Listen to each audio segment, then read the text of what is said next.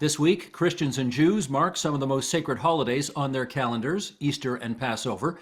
And later this month, Ramadan begins for Muslims.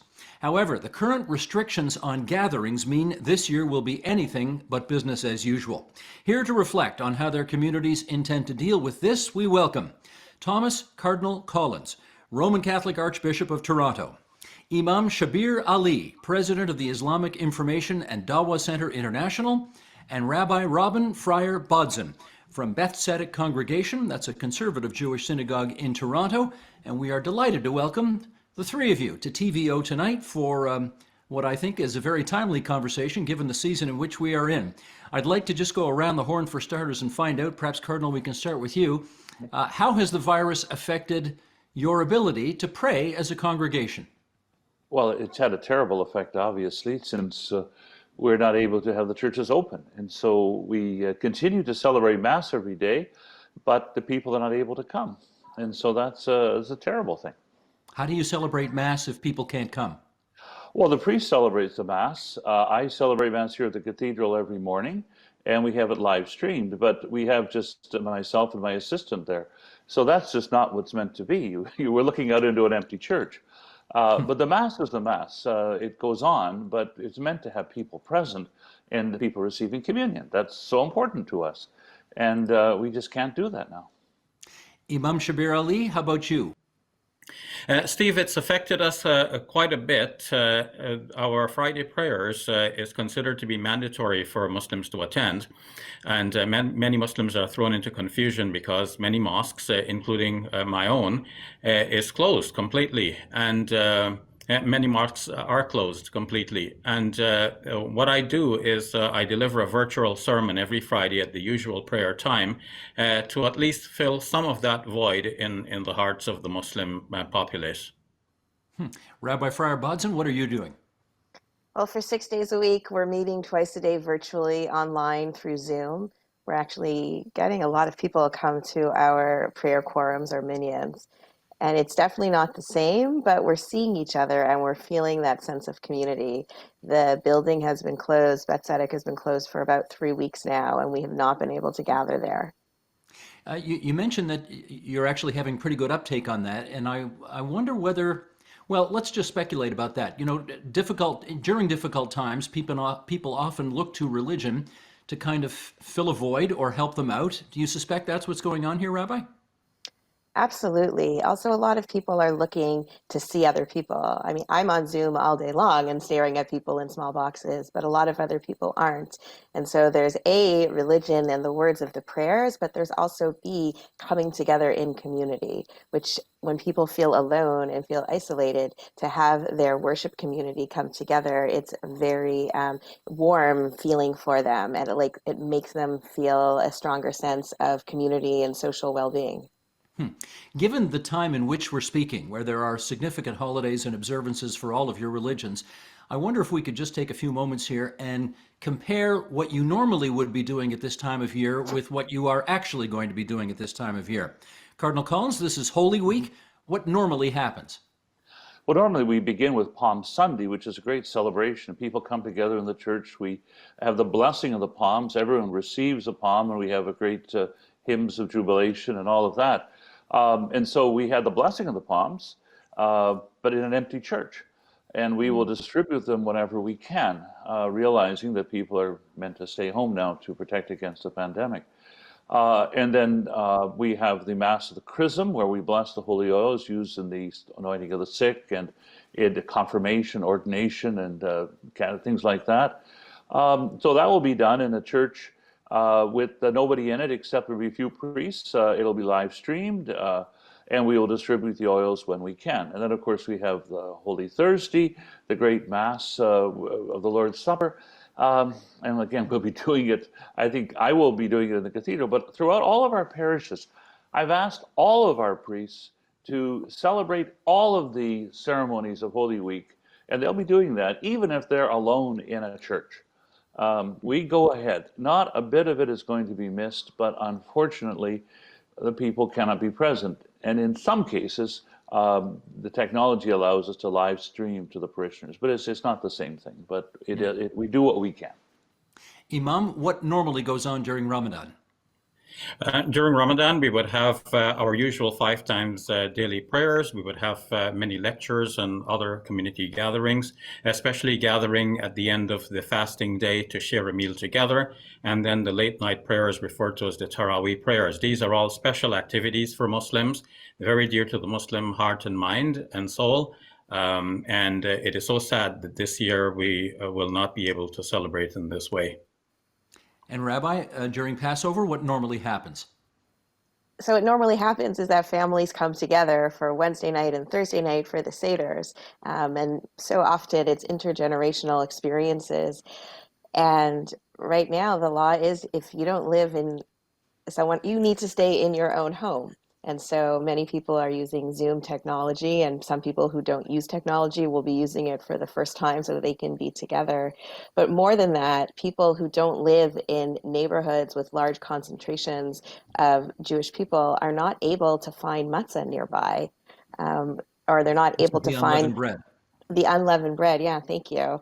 So many of the different steps that are required before Passover, buying all the special food, a lot of people haven't been able to do. And most of the food delivery systems in Toronto are so backlogged anyways, and they don't have the special Passover. But we truly believe that staying home and saving lives right now, that is of the highest essence. And that's the biggest mitzvah, the best thing that we can do for ourselves and for others. Let me ask a follow-up in this regard. I am told that normally observant Jews are supposed to throw out all of their leavened food during this time of year, breads and Mm-hmm. cereals and this kind of thing. Mm-hmm. And we're now at a time where, of course, many people are losing their jobs. Many people are nervous about their financial futures. Many people are unable to get to the supermarket. They may need the food rather than want to throw it out. And I'm wondering if there's any, I guess the church would call it special dispensation for this kind of thing, given the circumstances many Jewish people will be in right now. Absolutely. There's a legal fiction that was created hundreds and hundreds of years ago called selling your chametz, which is the leavened food. And so as long as you hide it in your home and it's not somewhere where you can see it, that's totally acceptable. So in my apartment, I only have one refrigerator. Much of my food that is not kosher for Passover, I've started cleaning already for tomorrow night. It's all in one place, and I'm going to put, some brown paper around it, and I won't touch it for the week. I would recommend others do that as well. It's special times. Imam, do you have congregants coming to you and urging you to open the mosque up and allow people to gather? When we closed on March 13th, this was a shock to many of the community members. Some did appeal to me to open the mosque even in some smaller way, but I refused to budge on that because obviously, as the rabbi just explained, saving lives is very important, especially important in the Islamic tradition. I mean, it's important in all traditions, but we find a lot of stress on this in the Islamic tradition, and so I maintained that we must keep the mosque closed. But yes, this is a continual concern for Muslims. They would like to see the mosque open again, but we have to do what we have to do. We're all in this together. All human beings across the globe have to cooperate the best we can to make this happen. We have to curb the spread of this virus in any way that we can. Now, Imam, as you know, you were kind enough several years ago to invite me to your mosque, and I went, and under normal circumstances, people pray in very close proximity to one another. Was there ever any thought given to perhaps keeping the mosque open, but just imposing the sort of 2-meter physical distancing and allowing the services to go on that way? Yeah, some mosques tried this, and they even posted pictures of them praying in that fashion, which was actually quite new. So the pictures went around because it was a spectacle to see people standing a meter apart or 2 meters apart, or skip a line and then start the next line a little farther down than what normally would have been the case. I didn't try that in my mosque because I know how congregations work and how people respond to things. some Muslims are very traditional, and it only takes one person to come in and say, wait a minute, it's never been done like this. This is against the tradition. We have to do it the old way. And then they would, get everybody to cower down and just go along with what the tradition is known to be. But of course, we understand when we take a broader and holistic view of the religion that there are broader and there are broader concepts and principles that must be adhered to, even if it means sacrificing some aspect of the tradition in order to maintain that broader spirit. And saving lives is one of the paramount objectives of the Islamic law. So we cannot say we're maintaining the law while at the same time causing harm and loss of life. Cardinal Collins, how about you? Any thought to keeping the churches open, but perhaps allowing somebody to sit in one seat, then blocking off two seats and allowing it again, imposing that physical distancing somehow? Well, the first thing we did, we had to stop having the Mass because people are together. And Sunday Mass at first, then daily Mass. But for a period after that, we had the churches still open because there's a profound tradition in the Catholic faith of people coming and praying specifically in the presence of the Blessed Sacrament, the Holy Eucharist, in a place we call the Tabernacle. And so it's making a visit to the church to spend time in that location in quiet prayer before the Blessed Sacrament is really important in the life of our church. And that can be done in most of our big churches with people more than 2 meters apart. In fact, normally the church will have many people in it, but spread out in quiet prayer before the Holy Eucharist. The thing that made it necessary for me to actually do this very hard thing of actually closing the churches themselves, even for that, is when it went from not just 2 meters and a certain numbers in a place, but it went to stay home. And if you are saying that the way, and we want to help to end this virus as soon as we can, the way to do that is to stay home, then it is not right. Then we can't have the churches open to invite people out to come out from their homes, even for private prayer. That was the final moment when I thought, this is really something, to actually shut the churches, even for private prayer. It's Rabbi, forgive me, Cardinal. Rabbi, tell me about this, because there are branches of Judaism, the more observant religious branches of Judaism, if that's the right terminology to use, that of course do not use any technology on the Sabbath. And it's one thing to sort of have a Seder, a virtual Seder, where people can be linked up with Skype or Zoom. But on the Sabbath, that's not allowed in more Orthodox congregations. So how do you suppose that they observe the Sabbath by continuing not to use technology and yet trying to pray together? How does that work? So this is my experience as well. For the first time in 15 years, Shabbat, the Sabbath, is my day off. I haven't experienced this in ages, and it's very strange. It is very, very strange. 6 days a week, I am inundated with technology, the phone, the computer, the WhatsApp, the text, the Facebook Live, the Zoom. But as soon as I light the Sabbath candles on Friday night, I turn off. Maybe it's a bit of a silver lining for about a couple hours, but I really miss my community on Shabbat. I miss seeing the young people and the old people and the different prayer services that we have and the way everyone comes together. My husband started doing on Facebook Live right before candle lighting time on Fridays, just reading with the proper melody, the Torah reading of what we would read from the Torah, so people could at least have it in their ear of what it is that they're missing. And we've gotten a lot of positive response about that. Do you know But whether it's people are hard. just It's praying at hard. home? Everyone's praying at home. Stay home. That's it. There are That's what they're doing. fines. There are fines if you gather with people other than the people in your home. Saving a life, in Hebrew it's called pikuach nefesh. It is the most important rule that we have out there. We don't want to die from this. Too many people are getting sick. We need to stay home. The Imam and I are on the same page. That's it. Cardinal Collins, how do you handle confession right now? Well, that is the difficulty because you can't do confession over the telephone. I think that doesn't work. I think if a person contacts a priest, they might be able to set it up in a way that is, maintains the distance and so on. But basically, we're not able to have confession services where we or have lineups of people, before the confessional, or people getting close together for the confession and things like that. We're not able to do that. So it is, again, something that can be done perhaps in some rare occasions, but like everything else that we treasure so much and it's so important in our spiritual life, it's very, very much restricted. And of course, the Mass itself, which is the heart of it all, is really, we just cannot have people present at all. Imam, let's have a little conversation here. I'll start with you and then ask the others as well. We're coming into wedding season. How do you handle weddings right now? Well, I have little experience with this, Steve, because I personally do not conduct weddings, but I can see the difficulties, and if you allow me to just say something about the almost the flip side of weddings, funerals.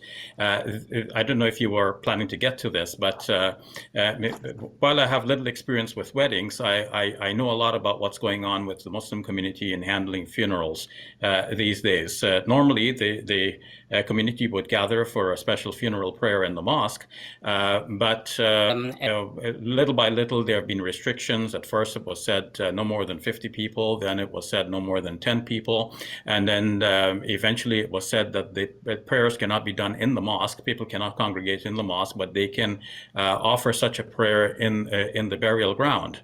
So Muslims have had to adjust to all of this, and now we are even dealing with cases of people passing away with the coronavirus, and the usual procedures for shrouding, giving a bath to the body and shrouding it in a particular traditional way, and ensuring the burial along traditional lines. All of this have had to be severely modified and curtailed, and sometimes almost all of the tradition is absent in the procedures that we have to now observe.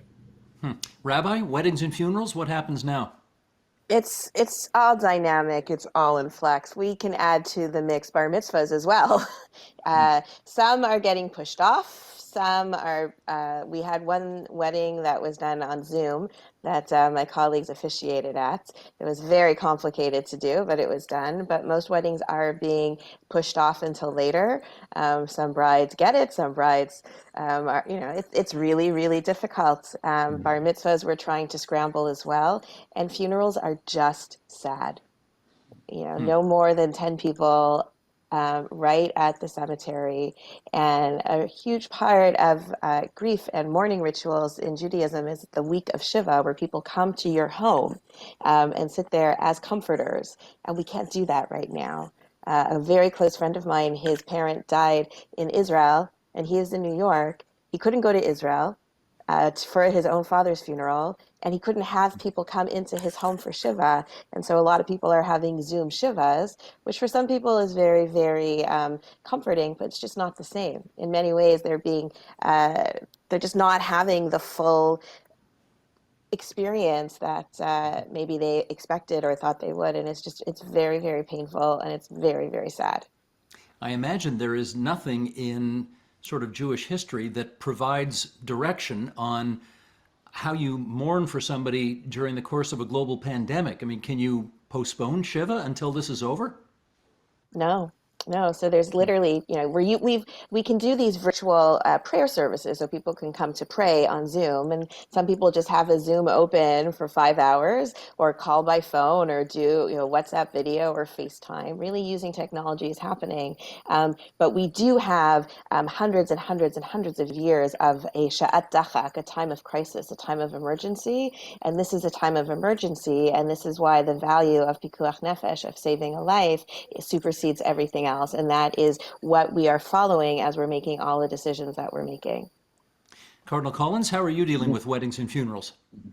Well, the funeral is the same as everybody else. We have very strict rules, and we need to follow them. Just a brief ceremony, brief prayers, at the burial, and so that's just very sad, because we will celebrate the funeral mass later. When this is over, we will celebrate a full funeral mass, but we can't do it now. The weddings, I think, are being basically postponed, and I have 8 deacons to be ordained priests scheduled for May the 9th. It's a wonderful, happy news for all of us, but I'm putting it off. We're going to do it in August, I think. If this is over by then, we just have to postpone all of that too. So it's just we need to be very strict about this, because to save the lives, this is very sensible advice to stay home. And I think it's love your neighbor, and this is the way we show that love, the love of God we show in the love of neighbor, and this is what we're called to do. Well, Rabbi, I'm going to do a follow-up with you, because not everybody is postponing weddings, and I mean, this is not the particular branch of Judaism that you represent, but there is a sect among the very religious in your faith where postponing weddings is not done.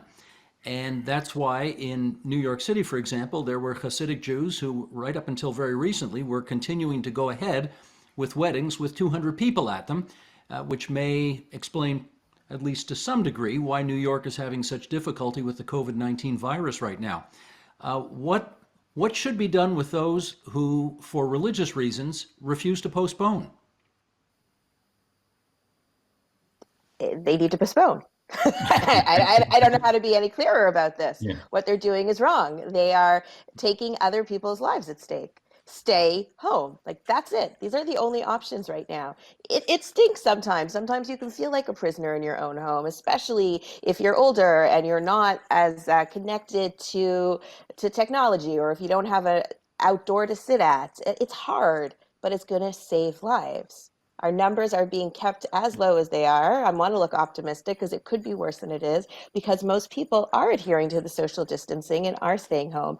I go out once a day because I am healthy and I am under the age of 70. I go for a walk in my neighborhood, and I walk on big streets. I don't even walk in small, narrow ways, so I'm always away from people. I have gloves on, I have all my protective wear, and I make phone calls at that time. And sometimes I'll have a social distance visit with the congregant if I see them when I'm walking, but that's it. I'm staying home.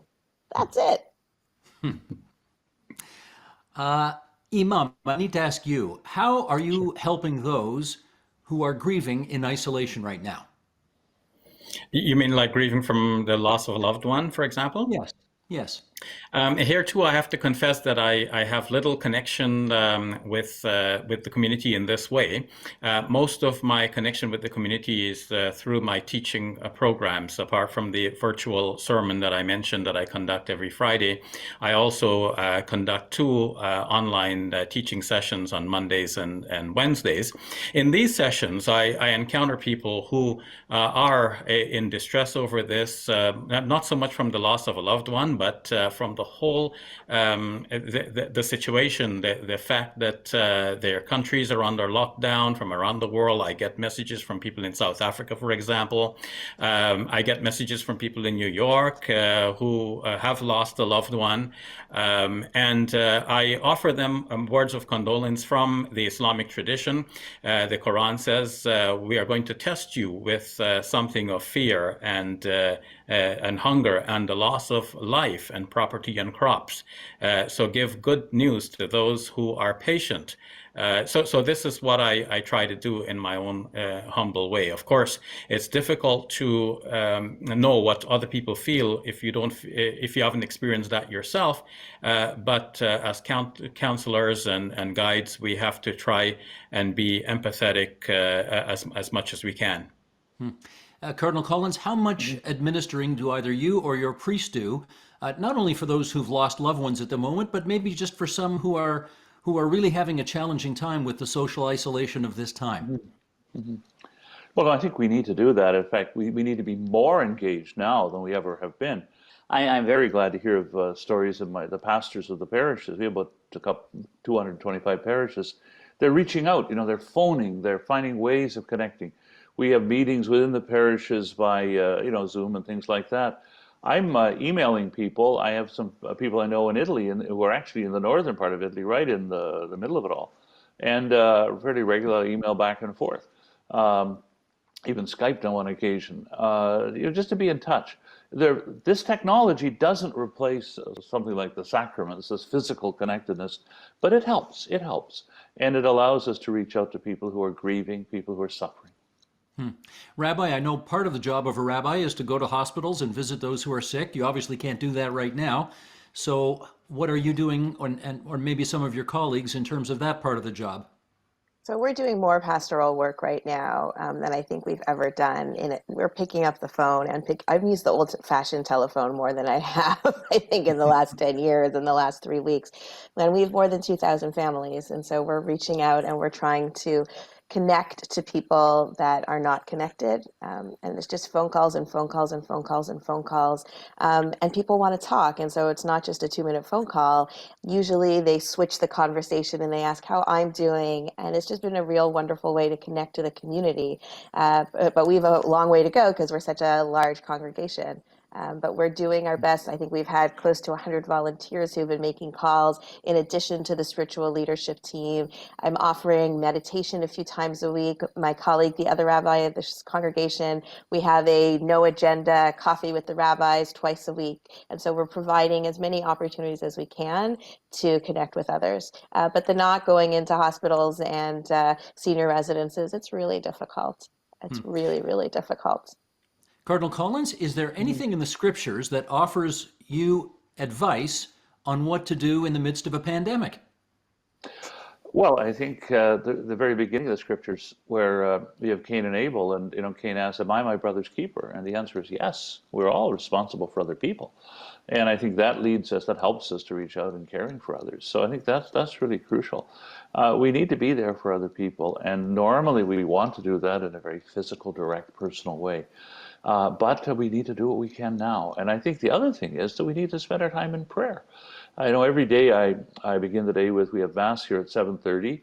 Then I follow and kneel in front of the Blessed Sacrament, and I pray the Rosary, and we pray a prayer called the Angelus and a prayer called the St. Michael's Prayer. And lots of people are joining in their homes, scattered around. I even get some stuff from British Columbia and Africa and stuff like that, people who have somehow connected in. And they've got their rosaries at home praying. And so I think in this sense we need to pray to God. That's what we learn in the scriptures and in our whole faith tradition.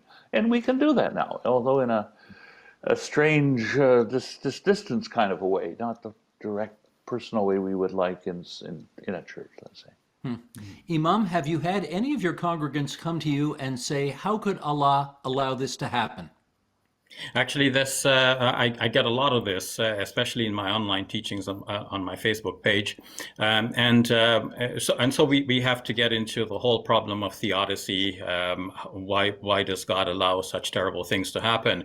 So basically, in a nutshell, I say that there are a few reasons why something like this happens. One is that God has created the universe as a combination of fixed and flexible elements.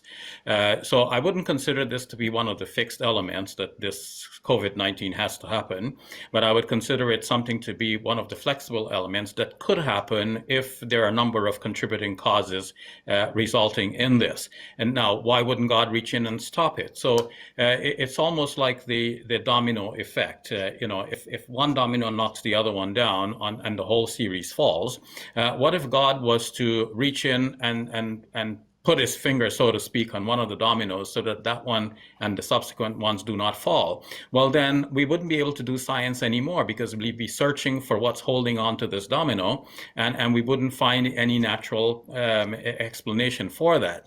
And then we'll have to resign ourselves thinking that our world is all crazy, nothing makes sense, and we cannot see a regularity and cause-effect relationship between things. So that would be why God would allow such an evil, which is one of the flexible elements in the first place, to continue. But of course, he can control things by, for example, inspiring us to do the right thing to curb the spread of the virus. And we see that inspiration is here working, especially in Ontario, where our Premier has called for very stringent measures. It has inspired the Canadian government to provide emergency financial assistance to people, so that we do not need to go out to work. And so with all of these elements put together, God is enabling us and inspiring us to do what we can and what we should in order to stave off the most devastating effects of this and other evils. Rabbi, I don't mean this question in the slightest bit to sound facetious, so I hope people will not interpret it that way. But given the time of year in which we're at, in which Jews traditionally gather to have a Passover Seder, in which they remember that God brought 10 plagues unto Egypt in order to help free the Israelites who were in Egyptian bondage and slavery.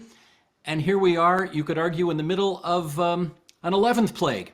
I mean, I imagine this has been the subject of some conversation among Jews.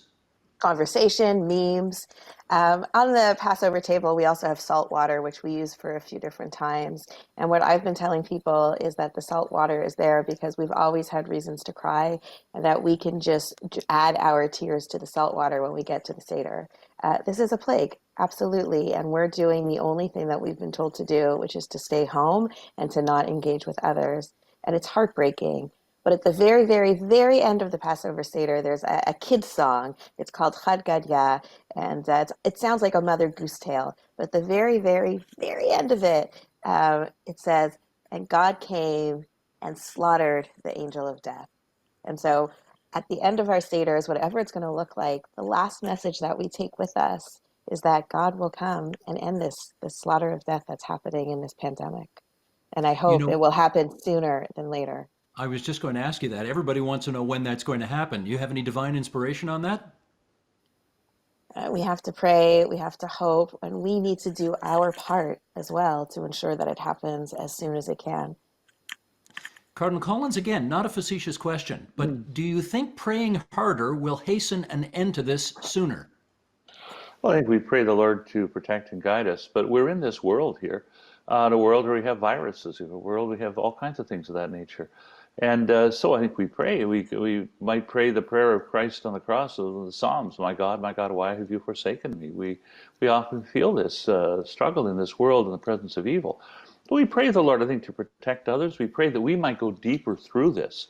Because I think the reality is in this world of what we call the four horsemen of the apocalypse, of war, civil strife, famine, and plague, that's where we're called to serve God, not somewhere else, not Never Never Land.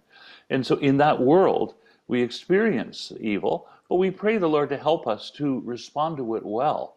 And in that way, we come to a profound love. This is really what Good Friday is all about. This is this Holy Week, where how could Christ be crucified? And so it is the reality of praying and putting ourselves in the hands of the Lord in the midst of the situation in which we find ourselves. I think that's the way to grow in holiness. And we're all called to go deep now. Because, we're all distracted by so many things. When we don't have a crisis like this, so many useless things. Now the distractions are stripped away. We're facing death. And that should smarten us up and make us think about what really matters in life.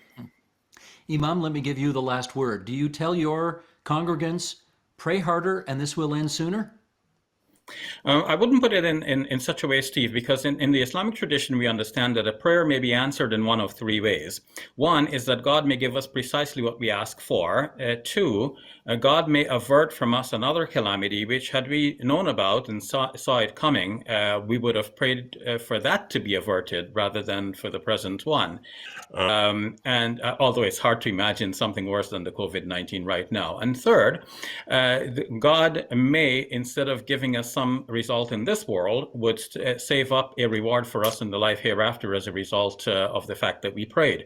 So it would be wrong for me to say, pray and this will definitely be averted or averted sooner, because the result of the prayer could be one of the other two options for God. But in any case, I would encourage my congregation and listeners to pray. In fact, I would encourage people of all faiths to pray, because definitely our prayer has some benefits for us in the Islamic tradition, at least one of the three results, but more so for human beings. Prayer helps us to focus our thoughts, and when we come out of prayer, we want to do something that is compatible with the prayer. It'll be quite hypocritical for us to be asking God, save us from this virus, and then we come out of the prayer and then we're doing everything that will contribute to the spreading of the virus. So naturally, when we come out of that prayer, we have to feel whole, and we have to feel, I'm ready now to participate with God in doing what little I can to stave off the spread of this deadly disease. As we come to the end of this discussion, I can't help but think that if the three of you were in charge, there wouldn't be any more wars in the world. That was a really lovely discussion, and I want to thank all three of you, Cardinal Collins, Imam Ally, Rabbi Fryer Bodzin, for coming onto TVO tonight and having such a wonderful conversation about this time of year. Thank you all so much. And thank you, Steve.